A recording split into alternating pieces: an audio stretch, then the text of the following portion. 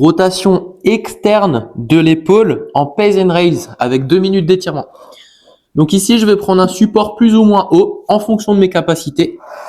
Je vais placer mon coude et mon épaule bien à 90 degrés à chaque fois. Et l'objectif, ça va être de tirer l'épaule en rotation externe. Il faut vraiment que je ressente l'étirement. Donc, prends un support adéquat. Une fois que j'ai mon étirement maximal, donc il y a beaucoup de tension dans l'épaule, je le sens. Une fois que je suis ici, ça va être ma position de départ. Une fois que j'ai cette position de départ, je vais rester 2 minutes dans cette position d'étirement. Donc pendant 2 minutes, je vais inspirer par le nez, expirer par la bouche et me relâcher. À chaque expiration, j'essaye de grappiller un peu plus d'amplitude et de tirer encore un peu plus sur l'épaule en fonction de mes douleurs actuelles. Donc tac, pendant 2 minutes, je me relâche, je respire.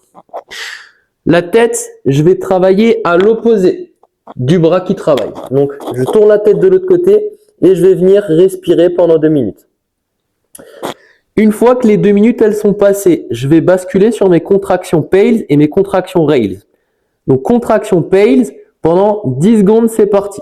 Donc contraction Pales, c'est le fait d'enfoncer la main dans mon support à travers une rotation interne de l'épaule. Donc c'est pas juste je presse dans le sol, c'est vraiment je fais une rotation interne dans mon support et je maintiens cette contraction là pendant 10 secondes. Donc boum, je contracte, j'inspire par le nez, j'expire par la bouche et je mets beaucoup d'intensité, vraiment à fond. À fond pendant 10 secondes.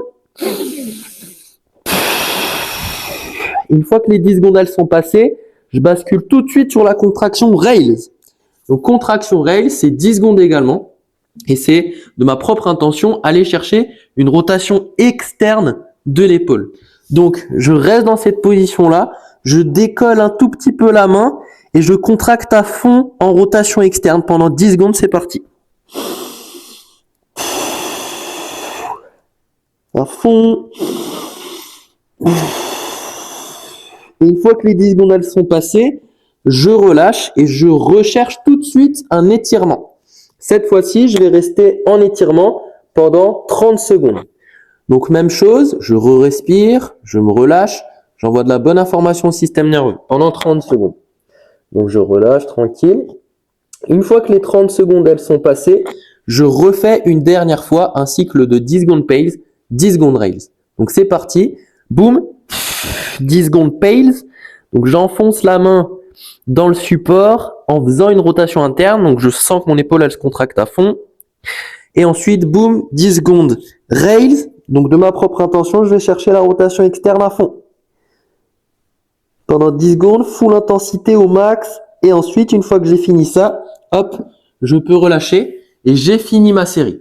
Donc la série au total, elle dure bien 3 minutes 10. Donc il y a bien 2 minutes d'étirement, 10 secondes Pales, 10 secondes Rails, 30 secondes d'étirement, 10 secondes Pales, 10 secondes Rails.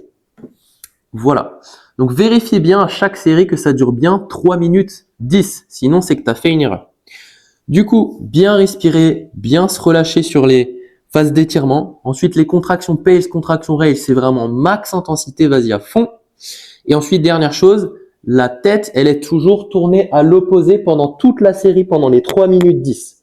Tu travailles à l'opposé de la tête, toujours. Et on est bon.